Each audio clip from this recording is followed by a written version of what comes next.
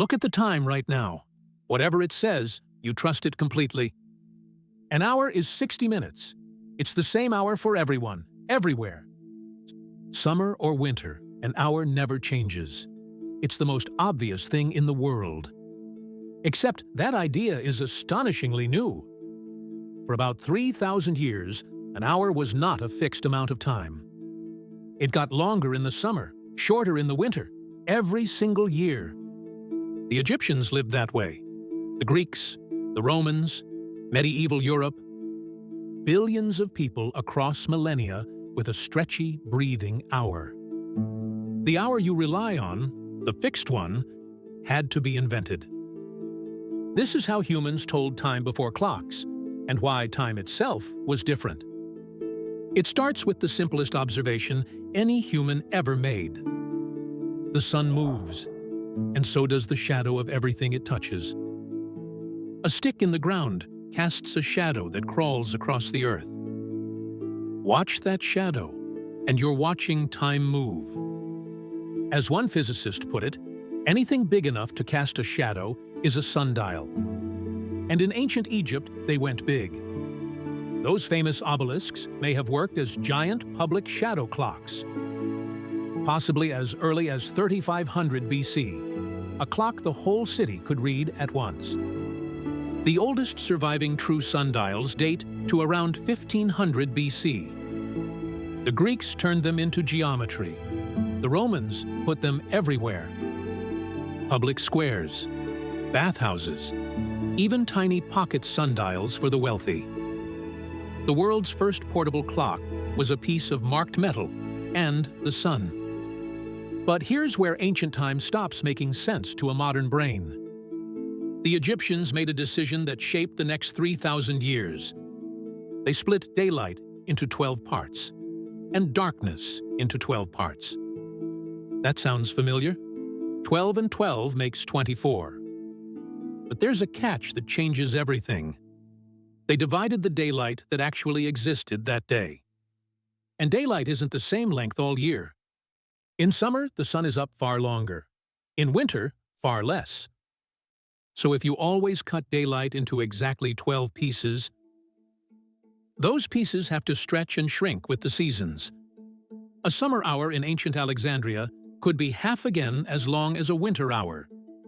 The same hour. Wildly different amounts of time. Historians call these temporal or seasonal hours. And they weren't a curiosity. They were the standard. For the Egyptians, the Greeks, the Romans, and most of medieval Europe. Which means for most of civilization, the hour breathed with the year. Now, sundials had two obvious problems. They're useless at night, and useless when it's cloudy. So humans invented something that didn't care about the sun at all. The water clock. In Greek, the clepsydra. The idea is beautifully simple. Water drips out of a vessel at a steady rate. As the level falls, marks inside reveal how much time has passed. They date back at least 3,500 years, in Egypt and Babylon. And they worked at night, indoors, in fog, anywhere. But remember the problem. The hours kept changing length. A steady drip measures steady time. Ancient hours weren't steady. So how do you build a clock for a unit that refuses to sit still? There's a water clock from Karnak, from around 1380 BC, from the reign of Amenhotep III, and its solution is genius. Carved inside the bowl are 12 separate columns of holes. One column for each month of the year. You simply read a different scale depending on the season. They didn't fight the stretchy hour, they built a clock that followed it. That's not primitive, that's engineering around a moving target. And when water wasn't practical, humans got even more creative. Fire burns at a predictable rate, so fire became a clock. Candles of uniform thickness, marked in bands, burned down hour by hour.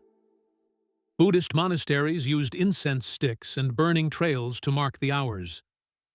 It worked at night, indoors, in silence, and it smelled good doing it. Then there's the oldest clock of all, the sky itself. The stars rotate around the North Star in a slow, perfect circle. Constellations like the Big Dipper act like a giant hour hand in the sky. The Egyptians tracked 12 night hours by which stars were rising. Sailors, travelers, and astronomers read the time straight off the sky. And most people didn't need a device at all. They woke with the light. Your body already keeps time. A rooster crowed at dawn. Bells rang for prayer. The day had a rhythm.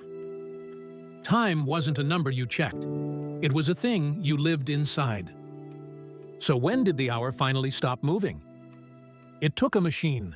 The first mechanical clocks appeared in Europe around the late 1200s, driven by gears and an escapement. And here's the thing about gears. They don't care what season it is. A machine ticks at one steady rate all year, forever. So the machine couldn't follow the ancient hour. The hour had to follow the machine. The hour was reshaped to fit the technology that measured it. 3,000 years of breathing time got flattened into 60 fixed minutes. We didn't discover the real hour. We manufactured it. And that changed something deeper than schedules. For most of history, time came from the world, from the sun, the stars, the seasons. Your day was shaped by the light you actually had.